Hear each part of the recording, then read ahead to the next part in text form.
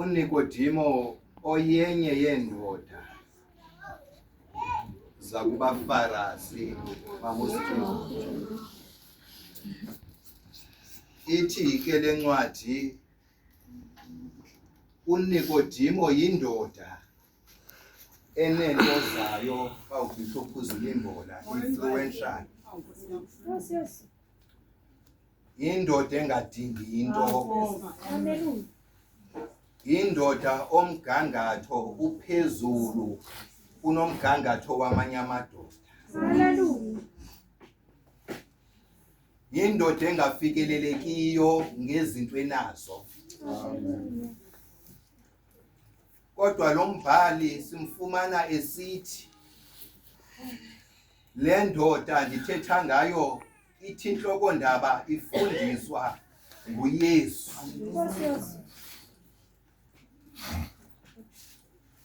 uNikodimo ngomnye wamadoda bawubishop uZilimbola pha kwalaqumrhu leSenhedrin. Yes. Elaqumrhu lalifumbathe amalungu angama-70. Haleluya. Engama-70 aye appointwe yindoda ekuthiwa kwayo kusithiwa nguMoses. Yes, yes. Kule 70 maMuzilimbola ithi incwadi iqumrhu nequmrhu lalakhiwe ngabantu abayi-23 ukwenza leSanhedrin. Ngomnye ke uNikodimo walo madoda ayemele leSanhedrin. Ithi incwadi wayefunde kakhulu. Wayenemfundo ekuthiwa yayinomsila. Haleluya. Yenye yamadoda ayenze iPhD. Ithi incwadi kaThixo yayingengeyedwa. uNikodimo ithi incwadi yam eJerusalem bawubishop uZilimbola yayikhona indoda ekuthiwa xa ibizwa usithiwa nguMaster ngenxa yemfundo. Le ndoda yayihloniphekile usithiwa yi-High Chief xa seyibizwa. Uba ibila lixesha lethu besizawuthi it's an honorable chief. Yindoda ebaluleke kakhulu. Ithi incwadi yam le ndoda kwanayo yayisenza into enye kunye noNikodimo, kodwa isifundiswa sisibona mamabhishophi singakwazi ukulala phakathi kobusuku. Siyakhwethwa, siyanyonyoba, umuntu onxiba isidanga, umuntu ongumfundisi orhuqa ibandla elingentla kwamanye amabandla. Kusithiwa lo mntu ufundiswa nguYesu. Ithi incwadi kaThixo phakathi kobusuku ngosuku uNikodimo wangena kuYesu efuna icebiso mamabhishophi. Ewe ndiyakhokela, ndiyavuma ndinazo neempawu zokukhokela, kodwa ikhona ingxaki esikhokelweni sayo.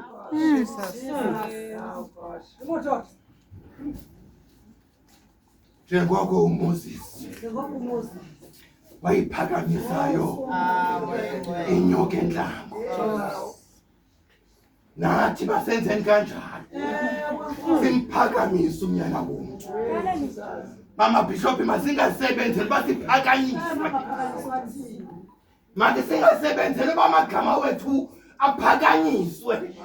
Eyona nto masime kuyo makuphakanyiswe unyana womntu. Umenzela umzekelo ngenyoka yobhedu ekwathi sekuxakekiwe entlango abantu besiva ubuhlungu. Zikhona inyoka zinobuhlungu. Kodwa ndamthanda uThixo. Wathi xa yethetha noMoses, wathi zenzele a silver snake. Uzuyithatha ixhome esibondeni. Le nyoka abawunkohla inyoka esistatyu. Ayibhekabheki. Ijonge endaweni enye.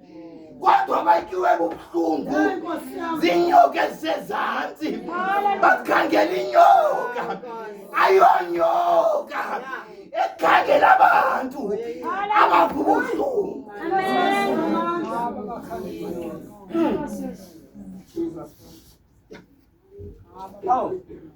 Ngabantu abakhangela inyokeni ngoba le nyoka imile ijonge kulaa ndawo ibijongiswe kuyo. Unobangela walanto Mama Bishop Zilimbona, abantu babesithi xa betyiwa babe nexesha lohoyana nokutyiwa kwabo. Bajonge kule ndawo batyiwe kuyo yinyoka.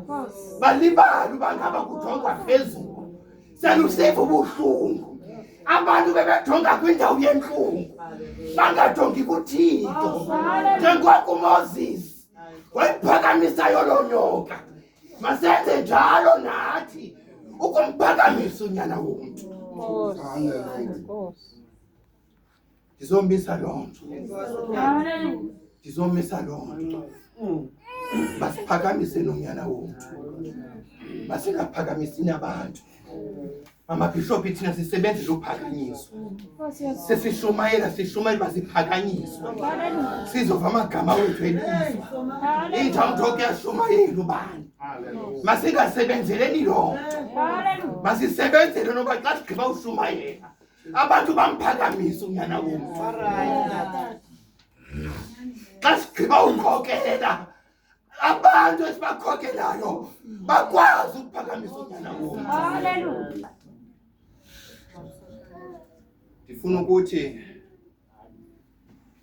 ngokubenza uqala uthetha ndithi apha eKapa Mama Bishop ndiyawashiya loo mazwi kule ndawo yaseStrand.